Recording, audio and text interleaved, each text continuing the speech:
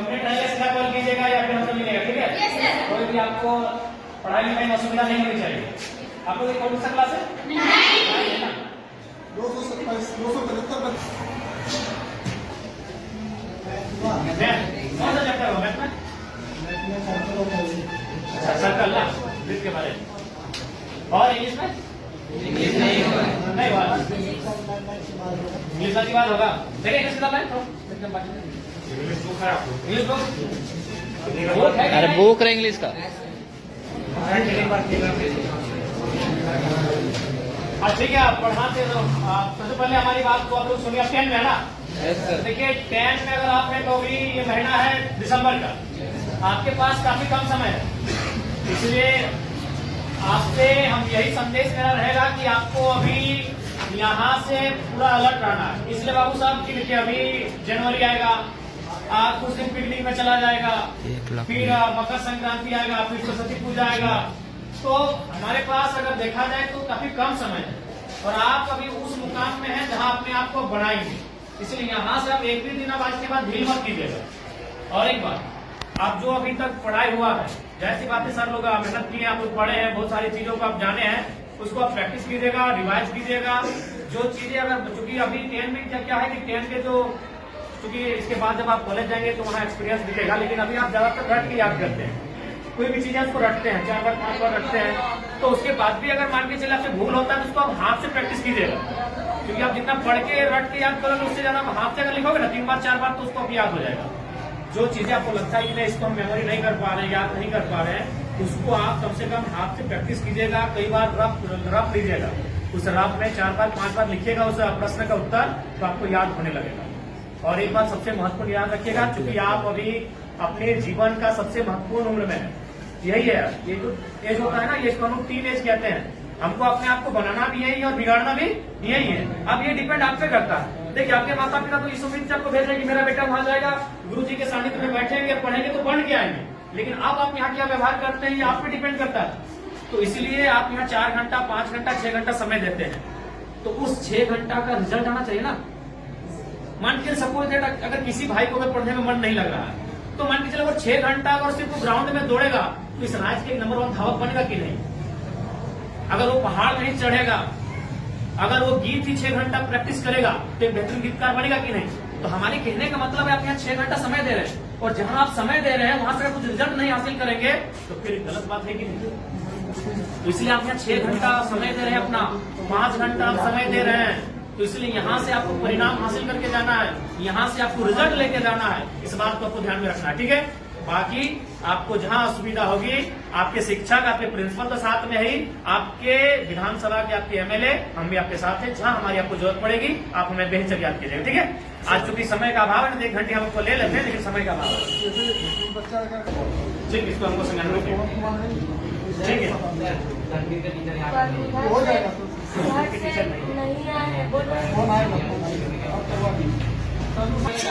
बिल्कुल भी उचित नहीं है, संभव ही नहीं।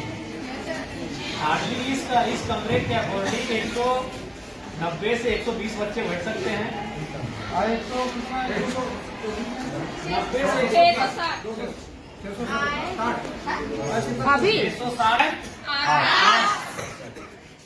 पढ़ाई लिखाई किसी का है ना, मन लगा के पढ़िएगा ना, क्योंकि हम लोग जो है मिडिल क्लास फैमिली से आते हैं। भले आपके प्रिंसिपल आपके साथ खड़े हैं, आपके एमएलए भी आपके साथ खड़े हैं, लेकिन हम लोग मिडिल क्लास फैमिली से आते हैं। हमारी पूंजी शिक्षा है। हमारे मम्मी पापा के पास उतने पैसे नहीं, लेकिन हम शिक्षा में अच्छा नहीं करेंगे तो हम कोई बढ़िया व्यापार को आगे बढ़ा सकते हैं, हम बड़े शहरों में जाके अपने आप को स्थापित कर सकते हैं। हमारी पूंजी ही हमारा एजुकेशन है।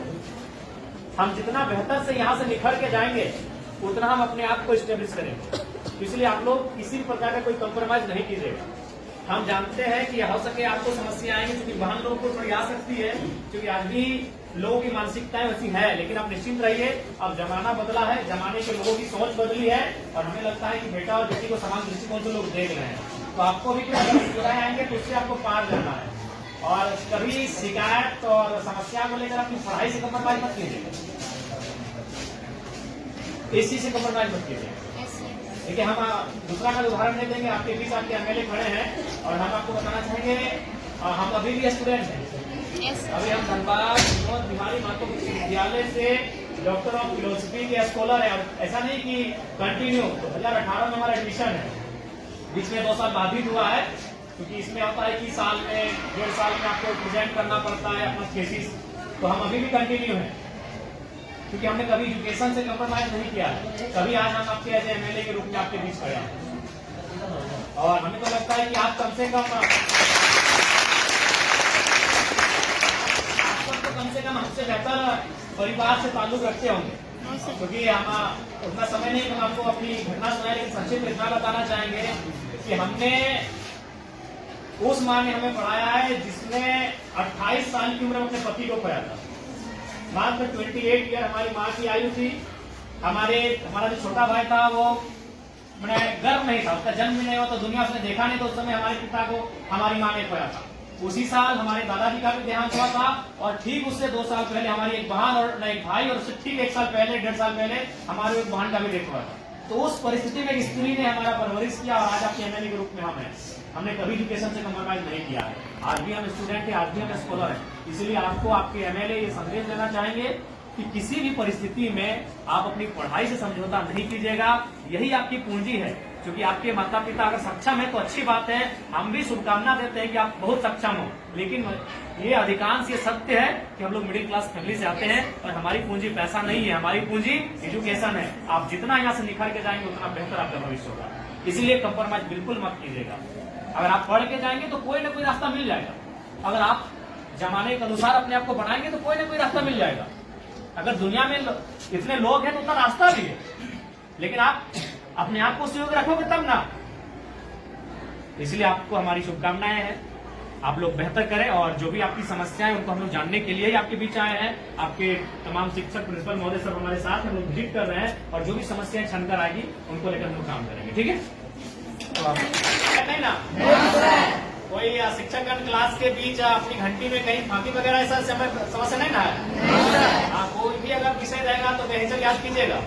ठीक है, आपके पास हमारा नंबर है ना, बेहिचक कॉल कीजिएगा 9031701930। हाँ, विद्यालय में जो पॉलिटिकल साइंस का टीचर नहीं है, पॉलिटिकल साइंस का टीचर नहीं है,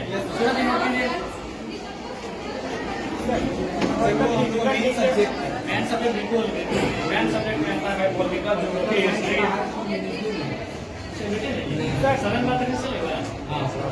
सदन का विषय है, सदन का विषय। ठीक हाँ, बोलिए। बोल रहे थे कि फिजिकल टीचर कुछ सिखाता नहीं है सर, हम लोग मिलने का मौका नहीं मिलता, 1 घंटे नहीं मिलता। फिजिकल टीचर है नहीं लेते हैं, देखो देखिए सभी तो शिकायत कर रहे हैं, खिलवाइए अच्छा नहीं लगता। अभी आपकी माता शायद खेत में होगी, मन लगाना पड़ता है, क्योंकि उनको मालूम अगर हम खेती में मन नहीं लगाएंगे तो फसल नहीं होगा, फसल नहीं होगा तो परिवार का अनाज नहीं होगा। किसी को मन नहीं लगता, जब धान काटने के लिए जाते पूछेगा मन लगता है? मन लगता है सिनेमा देखने में, मन लगता है मेला घूमने में, मन लगता है शॉपिंग करने में। काम में मन नहीं लगता है, मन लगाना पड़ता है, क्योंकि वही काम आपका पहचान है, वही काम आपका कर्म है, तो मन वहाँ लगाना पड़ता है। अभी आपका कर्म है, आपका शिक्षा अर्जन करना, ये आपका कर्म है, इसमें आपको मन लगाना पड़ेगा।